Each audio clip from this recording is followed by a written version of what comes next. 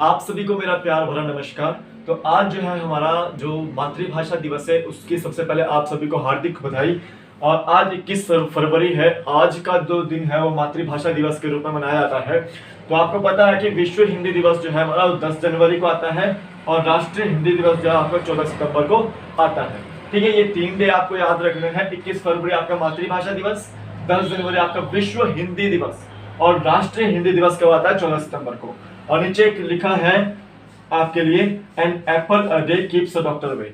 रोजाना जो है हमें एक सेब खाना चाहिए ताकि हम जो है स्वस्थ रह सके, डॉक्टर को अपने घर से बाहर निकाल सके। ठीक है, पर अगर किसी के घर में डॉक्टर हो खुद वो उसको नहीं निकालना है। मतलब ये कहने का मतलब है कि डॉक्टर क्यों आता है? आपकी बीमारी को ठीक करने के लिए आता है घर पर। ठीक है, तो उस बीमारी को जो है हमने वो भगाना है। तो हमें क्या करना है? रोजाना जो है एक एप्पल खाना है। और अगर आप कोचिंग लेना चाहते हैं तो ये मेरा संपर्क नंबर है। पौंटा के क्षेत्र में आपको कोचिंग मिल जाएगी। साथ ही साथ अगर आपको जो लेक्चर्स है मेरे उनके नोट्स चाहिए तो आपको जीके ट्रिक ऐप सबसे पहले डाउनलोड करनी है। लिंक उसका डिस्क्रिप्शन बॉक्स में डाला हुआ है, आप वहां से डाउनलोड कर सकते हैं। ठीक है, और मैंने वहां पर नोट्स जो है आपको प्रिपेयर किए हैं टीजीटी, पीजीटी, टेट एग्जाम्स के। तो जितने भी एग्जाम्स जैसे एचपी, एसएससी, एचपीपीएससी जो भी एग्जाम होता है उनमें वो सारे के सारे जीके के जो क्वेश्चंस होते हैं या फिर आपके नोट्स होते हैं अच्छे मैंने प्रिपेयर किया है हिंदी मीडियम में, तो आप उसको परचेज कर सकते हैं। आपको वो टीजीटी एग्जाम्स में जो कोई भी आपका टेट एग्जाम में वो है बहुत ज़्यादा लाभदायक रहेंगे। आपको वो क्वालिफाई कराने की कोशिश करेंगे। ठीक है, और मैंने 7-8 लेक्चर करवा दिया, पहले 9 लेक्चर करवा दिया। अगर आपने देखे नहीं है तो आप ऊपर उसको जो है आई बटन में देखिए, आपको मैंने एक एक जो चीज़ है वहाँ पर डिस्कस की है। तो आइए, आज का जो शुरू चैप्टर है हमारा वो फंडामेंटल राइट से रिलेटेड है। आज हम मौलिक कर्तव्य अधिकार करने वाले हैं। ठीक है, तो देखो हमने कल बात करी थी हमारे पास जो संविधान है, कॉन्स्टिट्यूशन है, उसमें कुछ आर्टिकल्स हैं यानी कि आपके अनुच्छेद, कुछ अनुसूचियां हैं। ठीक है, तो ये चीज आपको याद रखनी है और कुछ उसके पार्ट हैं। तो मैंने जब 1947 था, 1950 था, तो उस समय जब आपका 1949 में संविधान बना था तो उसमें 395 अनुच्छेद थे। कितने थे? 395 अनुच्छेद। रिसेंट में जो बुक्स में है वो आपको 448 है, लेकिन जो इंटरनेट में है आपको 470 दिए हुए हैं। तो इसको मैं बोल सकता हूं कि आप एक बार चेक कर लीजिएगा। इंटरनेट के हिसाब से तो यही है 470, लेकिन बुक्स के हिसाब से ये है। तो अगर पूछा गया आपसे कि अनुच्छेद आजादी होने पर या फिर संविधान बनने निर्माण पर जो है अनुच्छेद कितने थे, वो 395 थे। उस समय जब संविधान बन रहा था तो 8 अनुसूचियां थी। रिसेंट में 12 अनुसूचियां हैं। कितनी है? 12 अनुसूचियां। और देखिए पार्ट, जो भाग हैं संविधान के, भाग कितने हैं? वो आपके 22 भाग थे 1949 में। ठीक है, और अब जो है वो 25 भाग है। ये भी आपका इंटरनेट से ही लिया गया आंकड़ा है। ठीक है, तो हमने देखिए आर्टिकल्स, अनुसूचियां और पार्ट के बारे में बात कर रहे थे हम। तो देखिए जब हम इंडियन कॉन्स्टिट्यूशन की बात करते हैं तो उसमें कितने थे? जो भारतीय संविधान की बात कर रहे थे हम, तो हमने जो है कल आपको पार्ट 1 कराया था।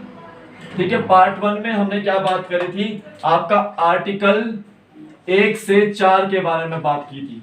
ठीक है, और उसमें क्या लिखा हुआ था कि यूनियन एंड इट्स टेरिटरीज के बारे में लिखा हुआ था। ठीक है, भारत एक जो संघ होगा और उसके छोटे छोटे जो है अनुभाग होंगे जिनको हम राज्य बोलेंगे। ठीक है, और राज्यों का पुनर्गठन किस आधार पर होगा? वो आर्टिकल 3 के आधार पर होता है। उसके बाद अगर देखा जाए कि जब हम पार्ट 2 की बात कर रहे थे तो पार्ट 2 में क्या था हमारा? वो आर्टिकल आपके 5 से 11 आ रहे थे। ठीक है, तो यहां पर देखो कि इसमें जो है हमारा वो सिटीजनशिप जो थी या नागरिकता जो थी वो आपकी किस में आ रही थी? वो आपकी इसमें आ रही थी। जो आपका सिटीजनशिप अमेंडमेंट एक्ट था वो भी किसी में आया था, वो इसी में संशोधन किया गया था। और इसमें भी कहा गया था कि 26 जनवरी के बाद जो है भारत की स्थली में जो है जन्म लेगा वो भारत का नागरिक होगा, या फिर भारत का या नागरिक कोई विदेश में चल जाता है और वहां पर उसका बच्चा जो है, चाइल्ड जो है डेवलप हो जाता है, पैदा हो जाता है, तो उसको जो है यहीं की नागरिकता मिलेगी। ठीक है, और ये चीज आपको याद रखना है। तो ये हमने जो है पार्ट 2 तक कर दिया था। आज हम जो करने वाले हैं आपका वो पार्ट 3 है। ठीक है, पार्ट 3 है। अब देखिए पार्ट 3 में क्या बात की गई है? आपके फंडामेंटल राइट्स के बारे में बात की गई है। फंडामेंटल राइट्स के बारे में बात की गई है, मौलिक अधिकार के बारे में बात की गई है।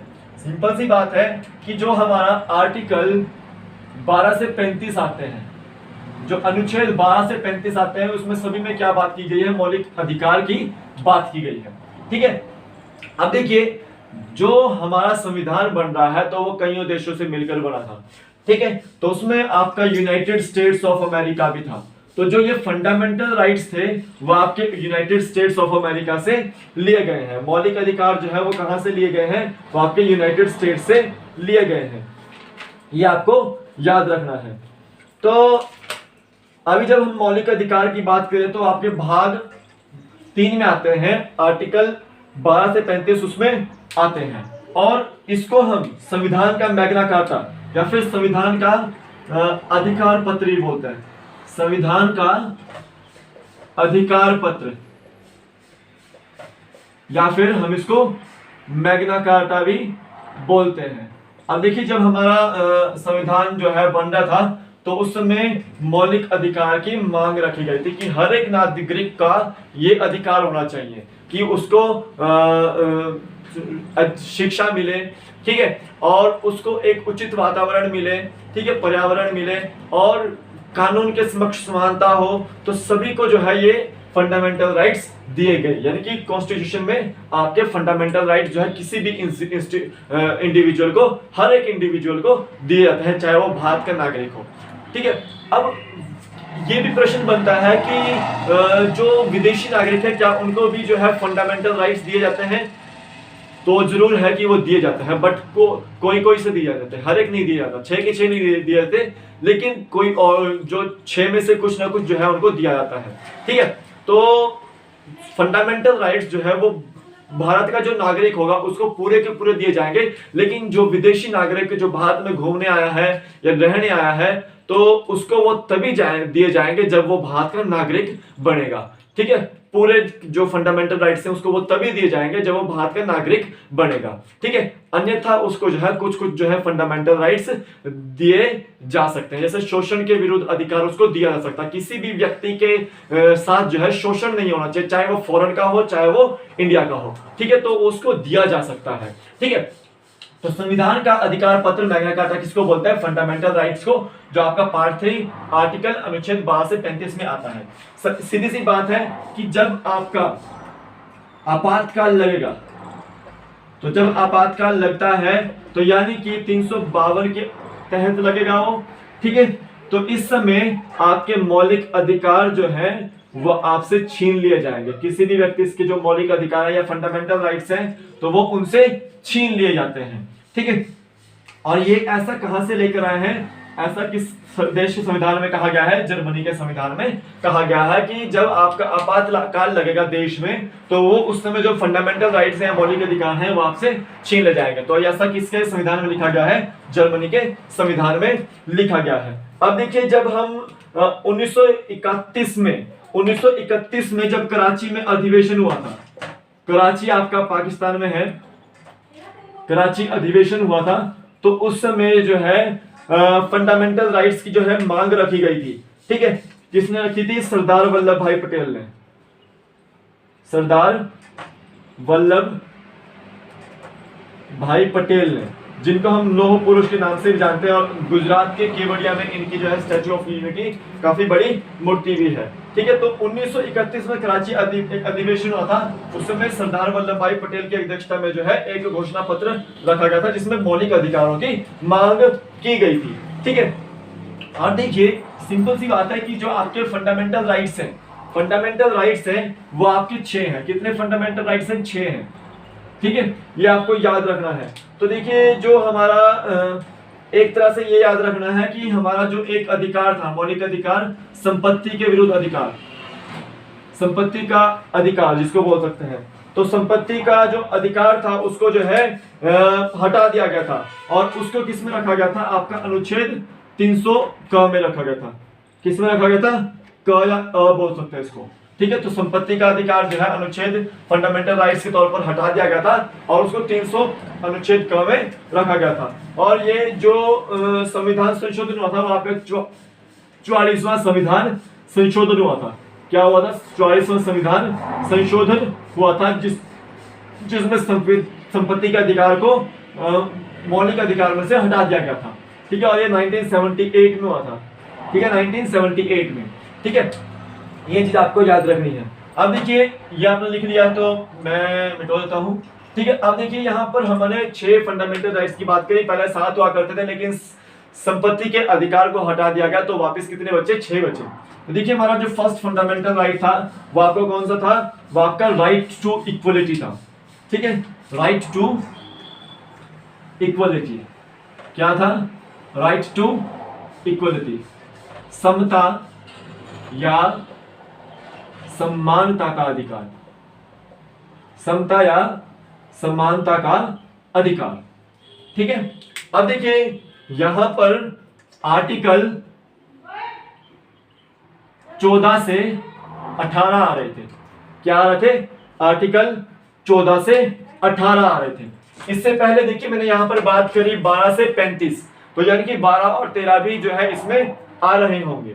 तो देखिए जो 12 आर्टिकल था उसमें जो फंडामेंटल राइट्स थे उनकी डेफिनेशन लिखी गई थी, यानी कि व्याख्या की गई थी कि फंडामेंटल राइट्स क्या होंगे और किसको दिए जाएंगे और कैसे दिए जाएंगे। ठीक है, तो यहां पर देखिए जो आपका आर्टिकल 13 था, तो आर्टिकल 13 में सिंपल सी बात यह है कि आपको यह याद रखना है कि laws inconsistent with or in derogation of the fundamental rights। तो यहां पर बात की गई है कि जो जितने भी फंडामेंटल राइट से रिलेटेड लॉज होंगे, ठीक है, संशोधन करने के लिए, तो वो किसमें चर्चा की जाएगी? आपकी आर्टिकल 30 में की जाएगी। तो ये आपको याद रखने हैं दोनों आर्टिकल्स 12 और 13 में क्या है व्याख्या, और 13 में क्या है आपका जितने भी फंडामेंटल राइट्स से रिलेटेड लॉज होंगे या उनसे संशोधन करने वाले लॉज होंगे, या फिर किस अभिव्यक्ति को किस तरह का अधिकार दिया जाएगा, तो उसमें बात की गई है। ठीक है, ये आपको याद रखना है। तो अभी हम बात करते हैं आपका समता या समानता का अधिकार। तो जो हमारा आर्टिकल अनुच्छेद 14 है, जो अनुच्छेद 14 है, अनुच्छेद 15 है, अनुच्छेद 16 है, अनुच्छेद 17 है और अनुच्छेद 18 है। ठीक है, तो ये देखिए यहां पर कि यहां पर ये आपके सारे के सारे आर्टिकल, यानी कि फर्स्ट फंडामेंटल राइट्स में आपके पास 5 आर्टिकल आ रहे हैं, अनुच्छेद 14, 15, 16, 17, 18। तो देखिए यहां पर क्या है? विधि के समक्ष समानता, विधि के समक्ष समानता। सिंपल सी बात है, विधि क्या होती है? विधि क्या है? लॉ। विधि को हम क्या बोलते हैं? लॉ। Equality before law. ठीक है, यहां पर बोला गया है कि हर एक नागरिक को कानून के समक्ष समानता। ठीक है, यहां पर यह बात की गई है कि कोई भी नागरिक है उसको सेम लॉ से सेम लॉ दिया जाएगा, यानी कि मतलब कॉन्स्टिट्यूशन में हर एक नागरिक को जो है एक सेम नजरिए से देखा जाएगा, यानी कि विधि के समक्ष, वो कानून के समक्ष जो है वो समानता दिखाई जाएगी। ठीक है, यानी कि मतलब समक्ष कानून सबके लिए एक होगा। ठीक है, तो इसमें वो आर्टिकल 14 में यहां पर बात की गई है। ठीक है, यहां पर देखिए धर्म, नस्ल, जाति, ठीक है, लिंग या जन्म स्थान के आधार पर समानता, यहां पर यह बात की गई है। तो देखो राज्य का के द्वारा धर्म, मूल, वंश, जाति, लिंग एवं जन्म स्थान आदि के आधार पर नागरिकों के प्रति जीवन के किसी भी क्षेत्र में भेदभाव नहीं किया जाएगा। तो मतलब यहां पर बात की गई है भेदभाव की, जैसे किसी के खिलाफ जो है, किसी के साथ जो है धर्म से रिलेटेड भेदभाव होता है, किसी से नस्ल, किसी से जाति, किसी से लिंग या किसी से जन्म स्थान के आधार पर भेदभाव होता है। तो ऐसे में उनको समानता के लिए आर्टिकल 15 दिया गया है। ठीक है, कि किसी भी व्यक्ति के साथ जो है भेदभाव धर्म, जाति, लिंग या फिर जन्म स्थान के आधार पर नहीं किया जाएगा। ठीक है, जैसे हिंदू मुस्लिम का जो मुद्दा होता है वो भी इसमें आता है, नस्ल से रिलेटेड मुद्दा आता है वो भी इसमें आता है, जाति से रिलेटेड मुद्दा आता है जो कास्टिज्म होता है, वैश्य शूद्र ब्राह्मण और क्षत्रिय से रिलेटेड, लिंग से रिलेटेड जैसे आपका जो आपका थर्ड जेंडर होता है फीमेल, तो वो भी इसमें मुद्दा आता है। ठीक है, तो यहाँ पर देखिए धर्म नस्ल जाति लिंग या जन्म के स्थान पर के आधार पर जो है समानता दी जाएगी। ठीक है, अब यहाँ पर देखिए, तो यहां पर बात की गई है लोक नियोजन के अवसर पर समानता। मतलब क्या है इसका, समझ लो कि अनएम्प्लॉयमेंट से रिलेटेड बात की गई है यहाँ पे कि अगर किसी को रोजगार के लिए रोजगार चाहिए तो यानी कि उसको जो है हर एक जगह जो है किसी भी व्यक्ति को समानता दी जाएगी। ठीक है, लेकिन यहां पर अपवाद है।